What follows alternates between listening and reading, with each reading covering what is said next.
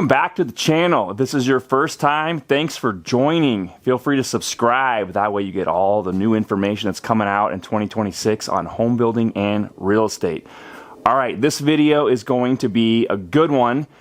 There's probably not a whole lot of information out there on it, and it's all about 1 hour fire rated assemblies, and this is specifically going to be for a ceiling assembly.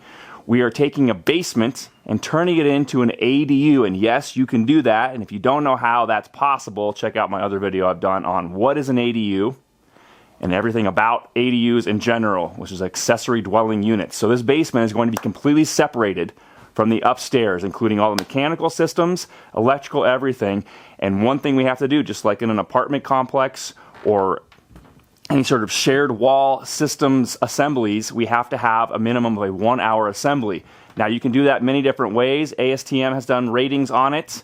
The IBC has in the code book, it dictates what kind of materials you can use. We've done something a little bit different, and we're actually building a rock wool modified 1 hour assembly for the ceiling, and I'm going to show you exactly how to do all of that here in this video.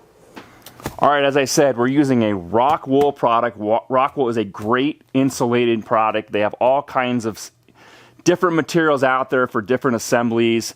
We are going to have a variety of applications with all of these products, but this one in particular we're using as a 3.5 inch used for ceilings and walls. It's an R15, but we're not really looking at it for the R value. We're looking at it for the fire protection based on the assembly we've put together. And all of the products they have are fire resistant and water and mold resistant products. They're great. If you haven't seen any of the Rockwool videos on their testing for fire, you should go check those out. I'll link them below. So our assembly is going to go as follows. We have a webbed truss joist system in this home. And so all of these products for Rockwool are pressure fit. They're unfaced mineral wool insulation. We're going to put them up in the bottom cords of each one of these web trusses, and it's going to fit, so we have a little separation between that and the Type C drywall that's going to go up on the bottom of that cord. So we'll have a little gap in between, as you can see in the section detail here that we've designed. And that combined with the existing material above on the first floor, which is either a ceramic tile that's up there or an LVP type flooring that's up there, and then underneath that is going to be a 3/4 tongue and groove OSB, as you can see here, that protects the other side of this 1 hour assembly. That gets us our fire rating.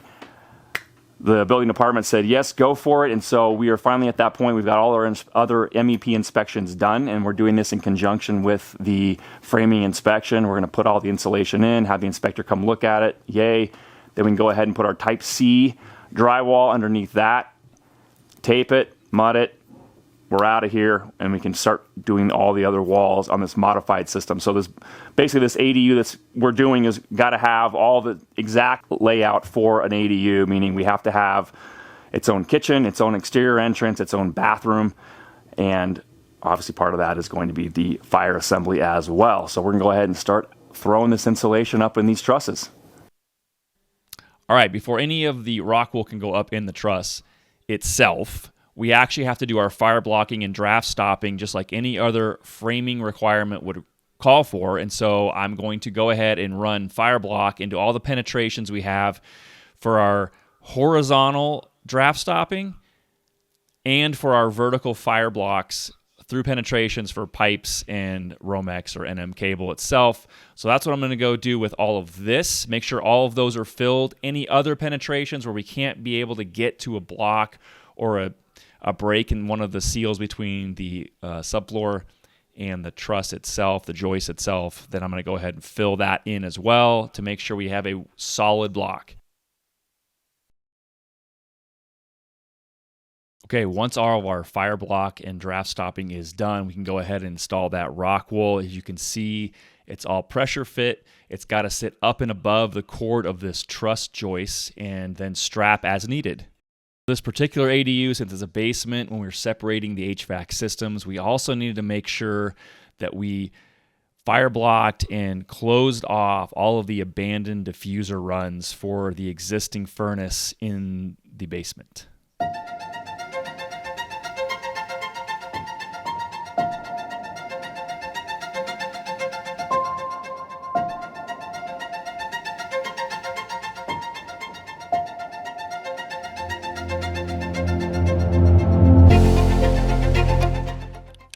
All right, next step, installing that Type C 5/8 drywall.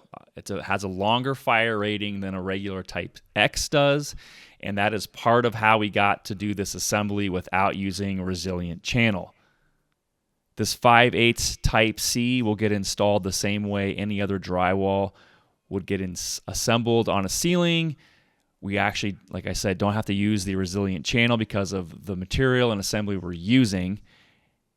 And all we have to do after this is installed is call for our screw inspection like normal, and then we get the tape and mud and we're done.